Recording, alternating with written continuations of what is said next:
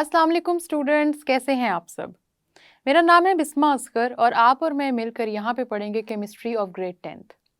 हम जिस चैप्टर से स्टार्ट करने वाले हैं वो है हमारा केमिस्ट्री का बुक 10th का फर्स्ट चैप्टर, वो है केमिकल इक्विलिब्रियम। और आज हम थोड़ा सा उसका इंट्रोडक्शन लेते हैं। तो आइए चलते हैं लेक्चर की तरफ। तो स्टूडेंट्स, आज हम बात करेंगे केमिस्ट्री के बारे में। कितने ऐसे स्टूडेंट्स हैं जिनको केमिस्ट्री पसंद नहीं है, बोर कर देती है केमिस्ट्री, समझ तो कुछ आती नहीं कि हो क्या रहा है। और केमिस्ट्री हमें इतना बोर कर देती है कि भाई हमें तो ये सब्जेक्ट पसंद ही नहीं है। केमिस्ट्री को जब भी आप मुश्किल से लेके चलेंगे ना तो वाकई ये आपके लिए मुश्किल बन भी जाएगी। हमने जब केमिस्ट्री पढ़नी है तो हमने चलना है केमिस्ट्री से दोस्ती करके। आपने दोस्ती इस तरह से करनी है कि हर चीज़ को कोशिश करें कि साथ साथ समझें। बहुत ज़्यादा चीज़ें एक लेक्चर में हम डिस्कस नहीं करेंगे, बहुत आराम से थोड़ी थोड़ी चीज़ों को लेकर चलेंगे और फिर उनको समझने की कोशिश करेंगे। आपने केमिस्ट्री को गौर से सुनना है और साथ ही कोशिश करनी है कि आपको उसी वक्त वो चीज़ समझ आ जाए। जब समझ आ जाएगी तो क्या चीज़ आसान और क्या मुश्किल, फिर हमारी केमिस्ट्री से दोस्ती भी हो जाएगी। दोस्ती करने की तरफ ये जो पहला कदम हमने आज पढ़ाना है उस पर चलते हैं और हम बात करते हैं हमारे फर्स्ट चैप्टर की, जो है केमिकल इक्विलिब्रियम। केमिकल इक्विलिब्रियम पे बात करते हैं। बेटा, केमिकल इक्विलिब्रियम को समझने से पहले आपको ये चीज़ समझनी पड़ेगी कि केमिकल रिएक्शंस क्या होते हैं। अब रिएक्शंस, केमिस्ट्री के बारे में जब बात हो और आपके जहन में फौरी रिएक्शंस आए, ऐसा तो हो नहीं सकता। तो थोड़ा सा मैं आपको रिएक्शन समझा देती हूँ। रिएक्शन दो तरह के होते हैं, एक होता है फिजिकल और एक होता है केमिकल। फिजिकल रिएक्शंस वो होते हैं कि जिनके अंदर प्रॉपर्टीज चेंज नहीं होती आपके रिएक्टेंट्स और प्रोडक्ट्स की। रिएक्टेंट्स और प्रोडक्ट्स क्या चीज़ होते हैं मिस, आपने वो तो बताया ही नहीं। रिएक्टेंट बेटा कोई भी चीज़ होगी जो रिएक्ट कर रही है, जो प्रोसेस में पार्टिसिपेट कर रही है। कोई भी चीज़ जब रिएक्ट करेगी, प्रोसेस में पार्टिसिपेट करेगी, तो वो किसी और चीज़ में कन्वर्ट हो जाएगी, चेंज हो जाएगी ना, उसकी फॉर्म चेंज हो जाएगी। फॉर एग्जाम्पल, आप वाटर लें, साथ आप शुगर ले लें और शुगर को वाटर के अंदर मिक्स करें, तो मैं कह देती हूँ कि आपके जो वाटर और शुगर हैं ये हैं आपके रिएक्टेंट्स। शुगर डिजोल्व होने के बाद जो मिक्सचर आपको नजर आ रहा होगा ना, थोड़ा सा वाइट वाइट सा, वो है आपका प्रोडक्ट। और इस तरह आपको पता लग गया कि रिएक्टेंट्स वो चीज़ होते हैं जो प्रोडक्ट्स बनाते हैं किसी भी तरह रिएक्ट करके। इसको कहते हैं रिएक्शन। तो रिएक्शन ज़रूरी नहीं कि केमिकल रिएक्शंस ही हो जिनको पढ़ के हमारा दिमाग बस थक जाता है। रिएक्शन कोई भी चीज़ हो सकती है जिसमें कोई भी फॉर्म का चेंज आ रहा है या कोई चेंज ऐसा आ रहा है ना कि जिसके बाद पहले वो चीज़ और थी, बाद में वो चीज़ और होगी, उसको आपने रिएक्शन कह देना है। तो रिएक्शन तो इस तरह पे सारे के सारे रिएक्शंस हो जाएंगे। तो फिजिकल रिएक्शंस बेटा वो होते हैं कि जिसमें जब रिएक्टेंट्स रिएक्ट कर लेते हैं और प्रोडक्ट्स में कन्वर्ट हो जाते हैं, तो क्या होता है कि उनकी क्वालिटी चेंज नहीं होती, उनकी कैरेक्टरिस्टिक्स चेंज नहीं होती। एग्जाम्पल ले लेते हैं। आपको मैंने लेमन दिया और आपने लेमन को स्लाइसेस में कट कर दिया। लेमन दिया जब मैंने आपको, वो पूरा लेमन था और वो आपका रिएक्टेंट था। स्लाइसिस में कट करने के बाद मैंने कह दिया ये प्रोसेस हो गया, रिएक्शन हो गया, यहाँ पे आपके पास स्लाइसिस आ गई हैं। तो ये स्लाइसिस आपका प्रोडक्ट है, लेकिन आप देखें ये तो वही चीज़ है ना, लेमन भी वही चीज़ था, आगे उसकी स्लाइसिस भी वही चीज़ है। तो ऐसे ही होता है फिजिकल रिएक्शंस में। फिजिकल रिएक्शंस में कभी भी आपके प्रोडक्ट की प्रॉपर्टीज चेंज नहीं होती। दूसरी तरफ हम बात कर लेते हैं कि हमारे पास केमिकल रिएक्शंस क्या चीज़ होते हैं। तो केमिकल रिएक्शंस बेटा वो होते हैं जिसमें आपके कुछ केमिकल्स ने या कुछ चीज़ों ने रिएक्ट किया और रिएक्ट करने के बाद प्रोडक्ट्स बनाए। अब प्रोडक्ट्स बिल्कुल डिफरेंट होंगे। आपको एक एग्जांपल नज़र आ रही होगी वुड बर्निंग की। वुड, लकड़ी, लकड़ी जब जलती है बेटा, जब उसको आग लग जाती है तो उसके बाद आहिस्ता आहिस्ता वो आग तब तक जलती रहती है जब तक कि वुड को ख़त्म करके एशेज़ में कन्वर्ट ना करते। एशेज़ में कन्वर्ट होने के बाद अब आप मुझे बताएं कि क्या वुड और इन एशेज़ में फ़र्क नहीं है। वुड और चीज़ थी, लकड़ी और चीज़ थी, ये जो अब राख है, जो एशेज़ हैं, ये और चीज़ है। तो इसी को हम कहते हैं कि अब ये केमिकल रिएक्शन हो गया क्योंकि प्रॉपर्टीज़ चेंज हो गई हैं। आपकी वुड और चीज़ थी और आपका जो एशेज़ हैं ये और चीज़ है। केमिकल रिएक्शंस की बात करेंगे तो हम नेक्स्ट लेक्चर में मैं आपको और भी रिएक्शंस बताऊंगी, जिससे आपको पता लगेगा कि केमिस्ट्री में रिएक्शंस होते किस तरह हैं। बस रिएक्शन से घबराना नहीं है, बहुत आसान चीज़ें हैं, उनको समझ के चलना है हम लोगों ने। अब होता क्या है कि केमिकल रिएक्शंस जब प्रोसीड करते हैं तो वुड बर्निंग की आपने एग्जाम्पल ली, एशेज़ को कन्वर्ट करके दिखाएं मुझे वुड में, कभी भी नहीं कर सकते आप। इन एशेज़ को आप वुड में कन्वर्ट नहीं कर सकते। आप कहेंगे मिस आप ये किस तरह की बात कर रही हैं, एशेज़ को क्यों कन्वर्ट करना है वुड में, क्यों करना है, आखिर वजह क्या है। तो बेटा केमिस्ट्री में कुछ रिएक्शंस ऐसे होते हैं कि जिसमें क्या होता है, वो रिएक्शंस प्रोडक्ट्स तो बनाते हैं लेकिन वही प्रोडक्ट्स वापस से रिएक्टेंट्स भी बना देते हैं। इस पे घबराना नहीं, हम और भी बात करेंगे, बस अभी ये बात समझ लो कि वही प्रोडक्ट्स टूटेंगे और रिएक्टेंट्स बन जाएंगे। मतलब जो चीज़ स्टार्ट में थी वो वापस से बन जाएगी। इस तरह के रिएक्शंस को हम कहते हैं जो रिवर्स हो जाते हैं। रिवर्स का मतलब वो वापस से उसी साइड पे चले जाते हैं जिधर रिएक्टेंट्स मौजूद थे। आपको जिस तरह ये केमिकल इक्वेशन नज़र आ रही है, केमिकल इक्वेशन के हमेशा लेफ्ट साइड पे आपके पास रिएक्टेंट्स होते हैं और राइट साइड पे आपके पास प्रोडक्ट्स होते हैं। अब इन रिएक्टेंट्स की तरफ क्योंकि हमारा प्रोडक्ट वापस जा रहा है, प्रोडक्ट्स टूट रहे हैं, रिएक्टेंट्स की तरफ वापस जा रहे हैं, इसीलिए हम कहते हैं कि ये वो रिएक्शन है जो रिवर्स हो रहा है। तो ऐसे रिएक्शंस हैं, वुड बर्निंग का रिएक्शन कभी भी रिवर्स नहीं हो सकता। इरिवर्सिबल रिएक्शन, थोड़ी सी इंग्लिश डाल रहे हैं हम केमिस्ट्री में बस। वो रिएक्शन जिसको आप रिवर्स नहीं कर सकते, जिसमें रिएक्टेंट दोबारा नहीं बना सकते, वो है इरिवर्सिबल रिएक्शन। लेमन को कट किया, इजी सी एग्जांपल है। क्या लेमन की स्लाइसिस को वापस पूरे लेमन में आप कन्वर्ट कर सकते हैं? जोड़ें उसको, वो कभी भी उस तरह पूरा लेमन बनेगा? नहीं बनेगा। तो ये हो गया आपका इरिवर्सिबल रिएक्शन। और साथ ही साथ जिन रिएक्शंस को आप रिवर्स कर सकते हैं उनको कहते हैं रिवर्सिबल रिएक्शन, जिसकी एग्जांपल हम आगे जाके पढ़ेंगे। लेकिन रिवर्सिबल रिएक्शंस की एक क्वालिटी होती है कि थोड़े ही टाइम के बाद ये इक्विलिब्रियम पे, बैलेंस पे चले जाते हैं। तो रिएक्शन प्रोसीड हुआ, रिएक्टेंट्स प्रोडक्ट्स में कन्वर्ट हुए, प्रोडक्ट्स वापस से रिएक्टेंट्स में आए। इस इक्विलिब्रियम का मतलब है बैलेंस स्टेट पे चला गया। इस पे भी हमने मजीद अभी बात करनी है, घबराना नहीं है आपने बिल्कुल भी केमिस्ट्री से। इक्विलिब्रियम स्टेट पे हर रिएक्शन जाएगा बेटा, ये बात आपने याद रखनी है। अब ऐसे भी रिएक्शंस हैं, नेचर में ऐसे रिएक्शंस मौजूद हैं जो इक्विलिब्रियम अटेन करते हैं। हम केमिकल इक्विलिब्रियम को क्यों पढ़ रहे हैं? क्योंकि कोई भी चीज़ बेटा आपने याद रखनी है केमिस्ट्री में, कभी भी ऐसे नहीं होता कि कोई चीज़ अचानक से लेबोरेटरी में बैठे बैठे किसी केमिस्ट ने डिस्कवर कर ली, किसी साइंटिस्ट ने डिस्कवर कर ली।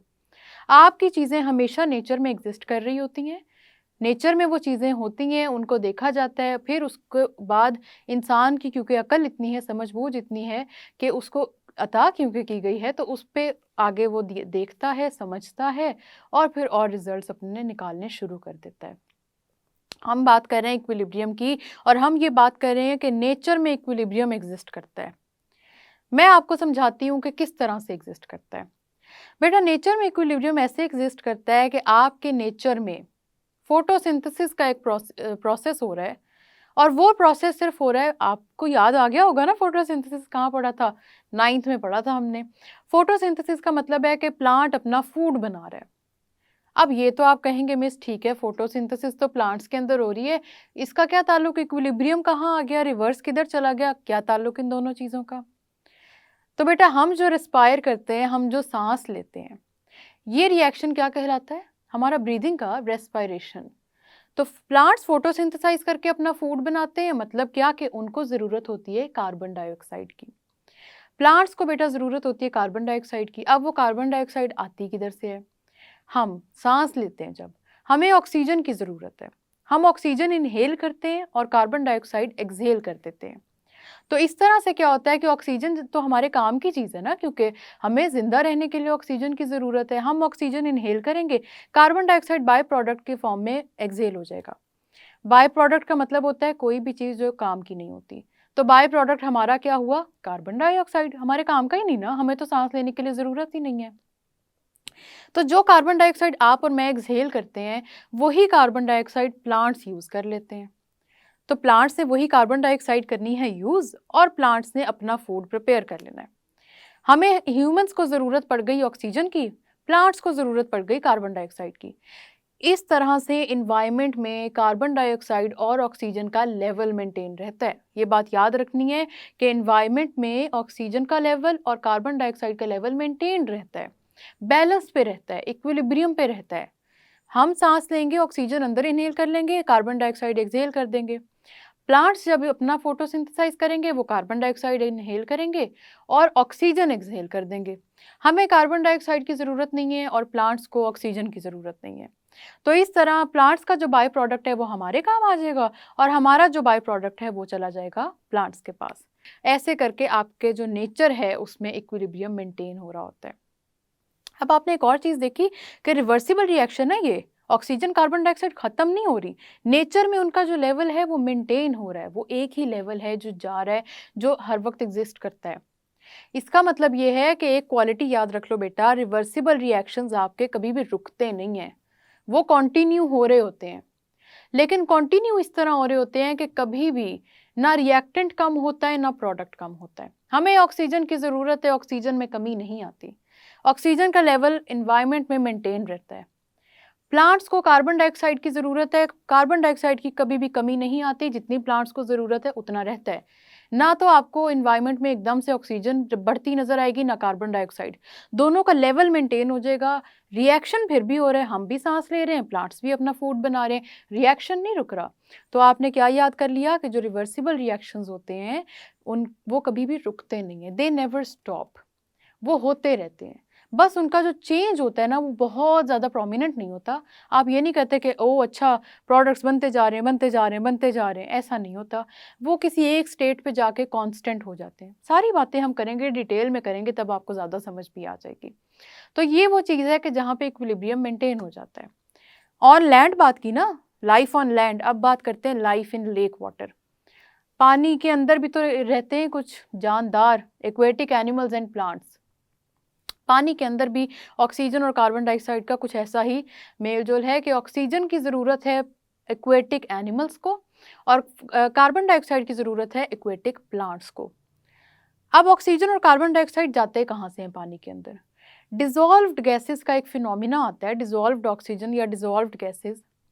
क्या होता है कि आपकी हवा जब चलती है ना, एयर जो आपकी ज़मीन पे चल रही होती है, एयर के अंदर ये सारी की सारी गैसेस मौजूद होती हैं।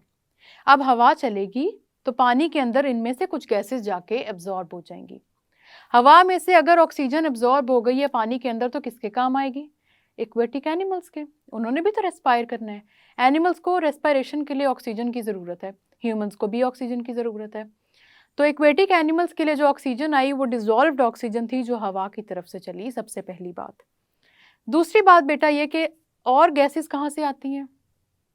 पानी के अंदर भी प्लांट्स मौजूद हैं जो फोटोसिंथेसाइज करते हैं। प्लांट्स फोटोसिंथेसाइज करेंगे, वो प्लांट्स क्या करेंगे? कार्बन डाइऑक्साइड इनहेल करेंगे, ऑक्सीजन कर देंगे वो एक्सहेल। वही ऑक्सीजन क्या हो जाएगा? एक्वेटिक एनिमल्स यूज़ कर लेंगे।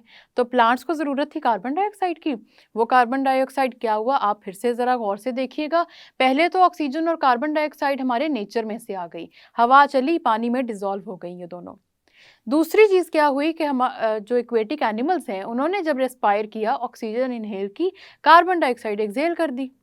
ये कार्बन डाइऑक्साइड अब एक्वेटिक प्लांट्स ले लेंगे और एक्वेटिक प्लांट्स जब इस कार्बन डाइऑक्साइड को इनहेल करेंगे तो वो करेंगे फोटोसिंथेसिस का प्रोसेस और ऑक्सीजन अपने अंदर से निकाल देंगे। तो इस तरह आप देख सकते हैं कि कैसे ऑक्सीजन और कार्बन डाइऑक्साइड एक्वेटिक एनिमल्स और प्लांट्स भी शेयर कर रहे हैं और ऐसे इन गैसेस का लेवल मेंटेन रहता है।